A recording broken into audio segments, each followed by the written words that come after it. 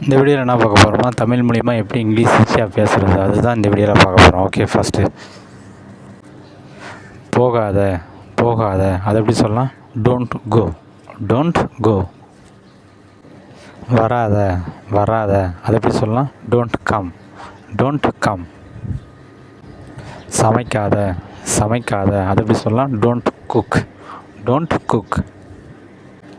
விளையாடாத விளையாடாத அதை எப்படி சொல்லலாம்? Don't play, don't play. பார்க்காத பார்க்காத அதை எப்படி சொல்லலாம்? Don't look, don't look. எடுக்காத எடுக்காத அதை எப்படி சொல்லலாம்?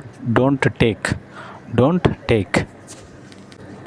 போடாத போடாத அதை எப்படி சொல்லலாம்? Don't put, don't put.